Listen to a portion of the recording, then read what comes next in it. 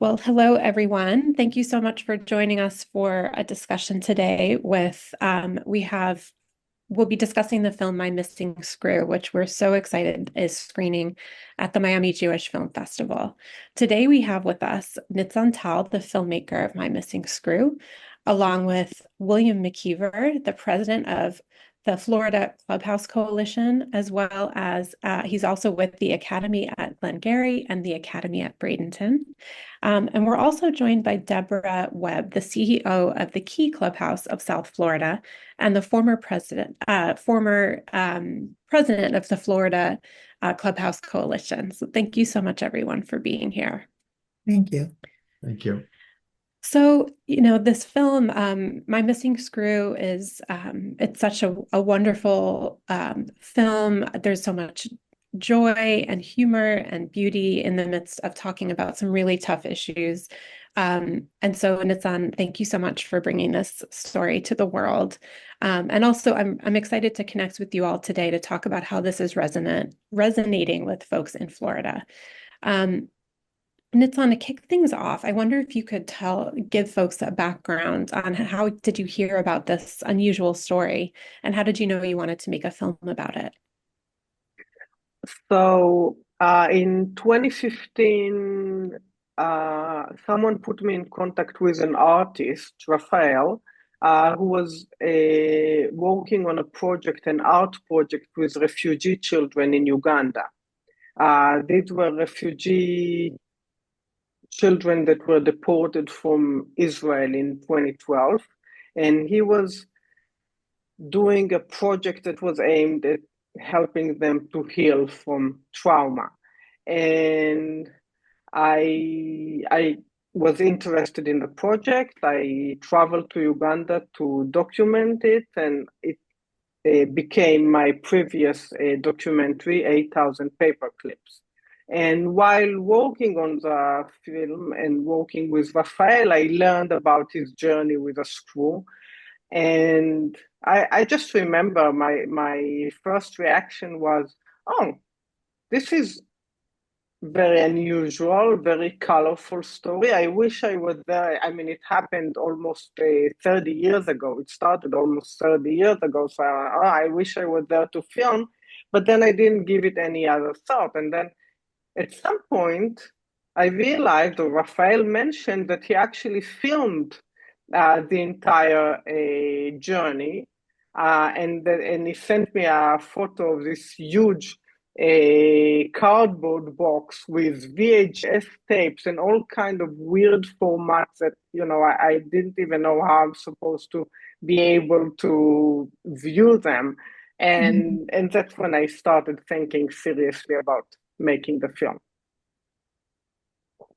Unbelievable. That's so interesting. And I loved also the quality of the footage. And so to bring William and Debra into the conversation, this film is telling a story about someone who's really struggling with depression and finds healing through art. Debra, I wonder if you could touch on how this relates to your organization's programs and the work that you do with the community. Give people a little background.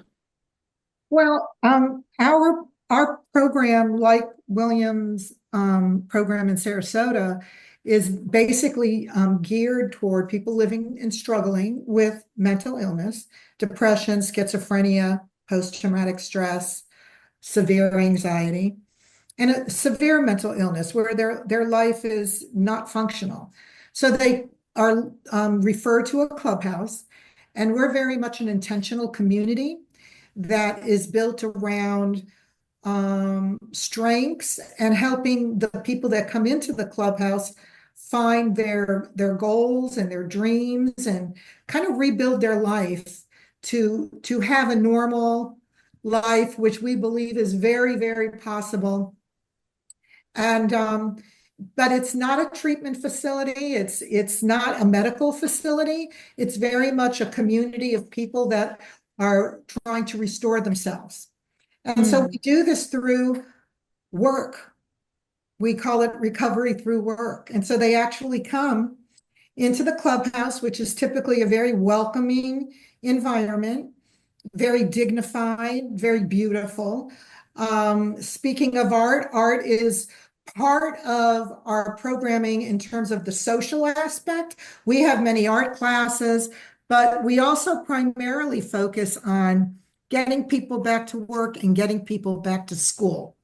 Where they had a break in their life because of no fault of their own, a psychotic break, things stopped. So we're trying to bridge them back, okay? Whether it be back to school, whether it be back to work. But I love the idea of the art because we have, if you were to walk in the clubhouse in Miami, we have beautiful art all over the clubhouse, which the members made. And so, you know, it's just a way for them to express themselves, to have a tool, to a method to getting their feelings out. And you can see that in the art. But primarily, we're work oriented, very much work oriented, where we have a culinary unit, and William can touch on this as well.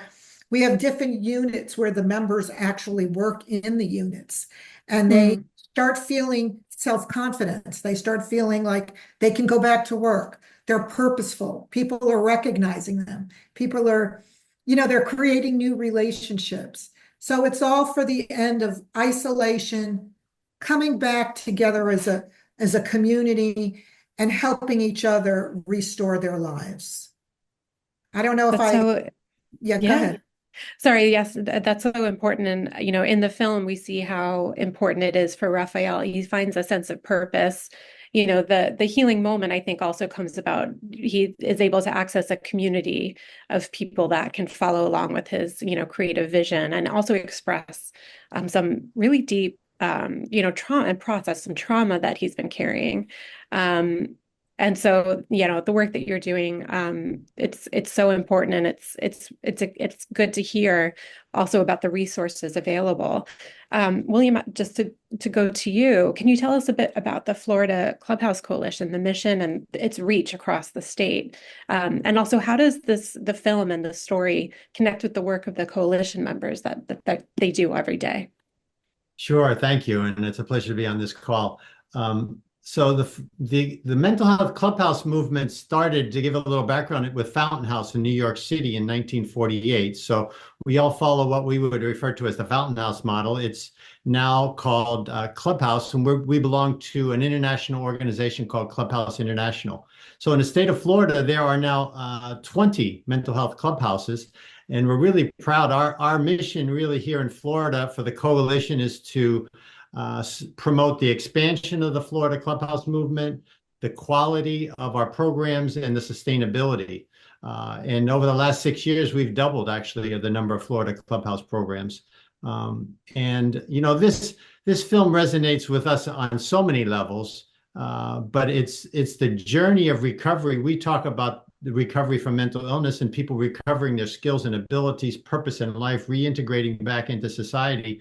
And as with Raphael's journey, often from a psychiatric hospital in crisis to leading a productive life and contributing back to society, really resonates with the purpose of the Clubhouse movement and the experience of our members. Mm-hmm. And Nitsan, you know, did you know from the beginning that this was the story that you wanted to tell? Tell us a bit more about that. No. So initially, I was attracted to the story just because it's so colorful. I watched some of the footage, and I was struck by just the uniqueness, the sense of absurdity, I want to say, you know, Raphael carrying the screw in Dachau, or his interactions with Lance at the studio reminded me of, I don't know, Charlie Chaplin or Roberto Benigni. So I was just at the beginning attracted to that. I was like, oh, wow, what a crazy story. And the way we did it, so Rafael lives in Israel and I live in New Jersey. So the way I did the research, we had a weekly phone conversation that I would record for. We would talk for about an hour, hour and a half, and I followed the story chronologically. He would give me the details, and then I would transcribe it and start trying to make sense of it. And at some point, I realized that there's a very interesting aspect of his family and his relationship with his son, which I wasn't aware of from the get-go. And that touched me on a personal level because I grew up with a parent. My father suffered from severe bipolar disorder. He suffered trauma when I was about 2 years old, and after that, he began showing symptoms of mania and then started cycling between manic episodes and depression. So it's something that me and my sister grew up with, and I was very aware of it and what's going on with him. And lucky for me, my mom, she was very young, she was 24 at the time. She somehow had the sense of making sure that my sister and me will stay in touch with my father and be part of his life. And he always was a part of our life. So for me, that was very, very important to talk about that in the film. And when I saw how important Ty is to Raphael and how important Raphael is for Ty, I thought that I must include that as an aspect of the story. Mm-hmm. And that's, I think, I think pulling through that thread, the theme in the film about the impact on the wider family and the integral role also family members play both as caregivers, but also that they also need support. William and Debra, how does the Florida Clubhouse Coalition and your organizations, how do you think about like sort of that caregiver integration into your work? Well, do you want to go first, William, or? Oh, go ahead, Debbie. I will say that for those members that do have family members, they are so fortunate. There are many members, again, we call them members, but there are many members that don't have family members. And then we become their family. But God bless you and your father because you had him, and that family connection is very, very important, even though sometimes it might be difficult for you. But I mean, I'm thinking for him too, to have, family members that accept him and that will stay connected to him and support him is really part of the journey of the healing part. I've got, and sometimes it's hard for family members because they don't understand the mental illness. And it becomes a difficult situation on how do I relate to my family member? And many times we have meetings and get-togethers with the family member and the member. We never meet without the member out of respect for them and, making sure that they're treated in a dignified manner. But I definitely see a major difference with those members that have families that actually can help support them. Now, that's not the whole answer. They need their therapy, they need their psychiatrist. There's this whole continuum of care, and Clubhouse plays a role in that as the restorative community, if you will. But we many times get to know the families just as well as we get to know the members, and it's so important for their healing. So I'm happy your dad had you and had the love of his family because it's a difficult disease. Mm-hmm. William? Yeah, that was a really good answer. Like many clubhouses, the Academy of Glengarry and Bradenton were founded by a group of family members. So most mental health clubhouses have a foundation and a board that's guided by family members and their lived experience. So as a result, all of our enrollment will involve family members if the applicant, the member, is interested. So that's well over half of our enrollments. The mom or the dad, the brother or the sister, they're part of that initial conversation, and they're always welcome to come and have lunch or come to our events or our holiday dinners. So we really see the family as part of the recovery, although we work primarily with their loved one. Families are included. Just today, we had a tour. A young man came through who was 20 years old with his dad, and they took a tour and they sat down to talk about enrollment. So, and then as far as education, we will refer our folks, and I think it's true most Clubhouse programs too, if there's a local NAMI chapter, National Alliance on Mental Illness. And so they have something called Family to Family. So we will work in partnership with NAMI so the families can have the supportive experiences and learning that they need. I agree with that. And it's on the journey that the family shares, it's, coming from a place of love, but also sometimes self-protection. And I appreciate that the son was so open with his father, as he came of age. Tell us, what was there anything that really surprised you while you were making the film about this part of the story? Yeah. I feel that I learned a lot from Raphael about mental illness, especially about depression. Even though my dad suffered from depression pretty often, I never actually understand what depression was. My dad, I don't know, he didn't talk about it too much.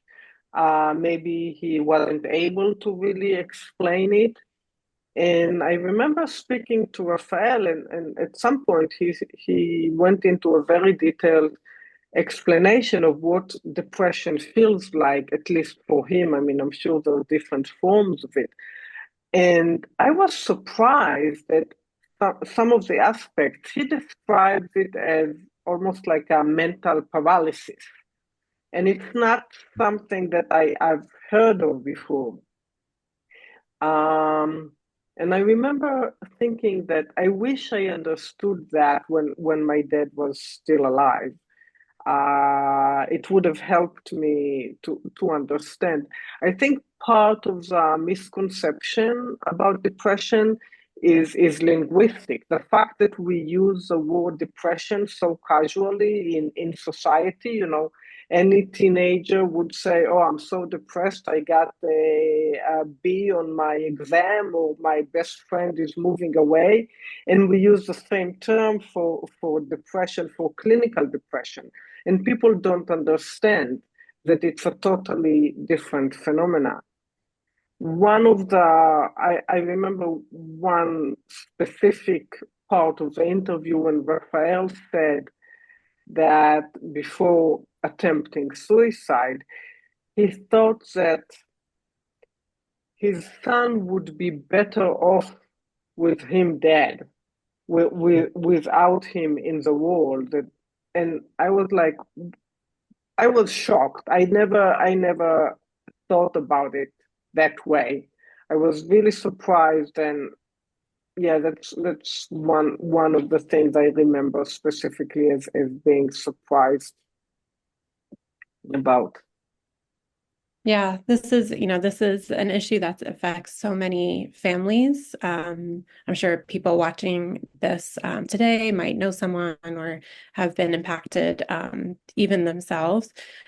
William and Deborah, does your organization, at this time when sort of we talk about this mental health crisis, what does your organization do to sort of raise awareness, to dispel myths, and to also sort of equip members with a better understanding too of what they're facing?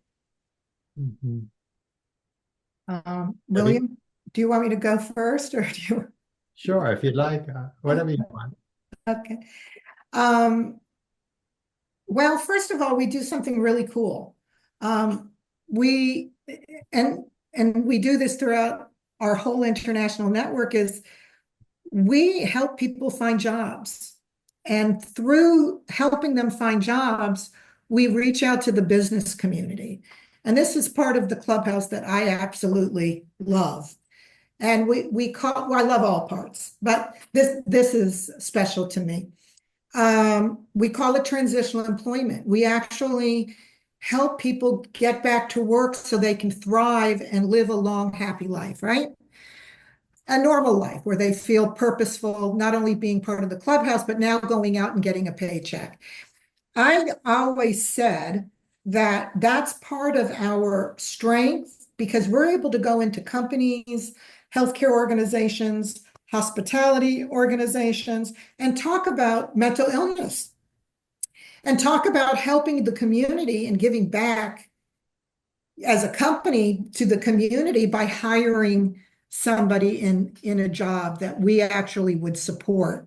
We would help train them. We would fill in for them if they can't go to work because of no fault of their own. But part of the presentation and reaching out into the community is helping many businesses learn about mental illness. And we have to dispel a lot of myths because there's a lot of myths about people with mental illnesses. And so we also do that. We also do, and I'm sure William will tell you, we do fundraising events. We have big luncheons that we invite the community in to talk about mental illness and that this is something, a journey of healing, and that there's hope for people. So I would say it's twofold, one to the business community for jobs and one to the community and their families of how mental illness can be healed through the right type of support. And with that, I'll hand it off to my colleague, Mr. William, who does a great job. Yeah, I'll add, I think what you touched on, Jen, is the aspect of how do we raise awareness about ourselves and about our services and about mental health. And I think what we've learned in the Clubhouse world is that we need to focus on the wellness aspect, on what's positive and what's possible. And so we tap into member stories quite a bit, journeys of recovery and success and reintegration, whether that's work, school, socialization. That's such an important message. It can be a very heavy topic and serious topic. And obviously for families, it can really test the resilience and the cohesiveness of a family. So I think one of the strengths in the Clubhouse world is we're focusing on the wellness aspect and the potential and the possibilities of recovery. And for everybody, for each individual, it takes on a little different shape or form. It's amazing, and I'm just so grateful for the work of the clubhouses around the world, and definitely here in the U.S. for providing such a really intimate and nurturing environment, something that we really need as a society right now. Nitsan, in making this film, again, and similar to what William just shared, it's can be a heavy subject matter. What was the but also so important and inspiring, and it shows sort of the possibilities of, as you said, sort of moving on, resilience, and being part of society, and giving the artistry that comes about in this film and the conversations that it provokes is really beautiful. What sort of do you feel is the most important message that you're hoping viewers will take away? So I think what I touched on before, the family involvement with a person living with mental illness, I think is crucial, and I think I tried to convey that, or at least to raise the subject in the film. Another thing is the transformation that Raphael goes through, and that touches on what Debra mentioned, that to find purpose. And I think a lot of times person that's either undergoes trauma or just begins experiencing the signs of mental illness, many times the previous life is being interrupted, and it's not possible for them to go back to what they were doing before. And I think that if family or healthcare providers will focus too much on trying to bring the person back to where he was before. For example, with Raphael, he was an owner of a preschool, a huge responsibility. It wasn't something that he could go back to after his crisis. I don't think that he wanted to, and I don't think that it was possible for him. And the fact that he found for himself a new calling, a new occupation, I think that was extremely important. And like Deborah mentioned, that you try to find jobs for the members, and something that will bring back the self-worth. So that's the second point, that I think a lot of time it's a change, and we should embrace the change, and we should help the members find a new calling. And the third part is obviously the benefit of art. I think art has a great power to heal, and I think it helps everybody. I mean, it should be part of the life of anyone that has an inclination, and definitely anyone struggling with mental health issues. Absolutely. I think something that I really hope that folks that are watching can take away is to learn a bit more about how people across Florida can not only access your organization, become members, direct their loved ones to your programs, but also how can people support yourselves and the wider movement, and make sure that these programs can really reach these people whose lives can be positively transformed by your work. So William and Deborah, please share. How can we help and support? William, you go first this time. Okay. Well, we have this dream of creating a Clubhouse program in every county in Florida, and there's 67 counties, so we have 20 Clubhouse programs. We have a long way to go. And so assisting with, who knows, maybe some people would like to help create a Clubhouse in their community. Others can talk to their state representatives.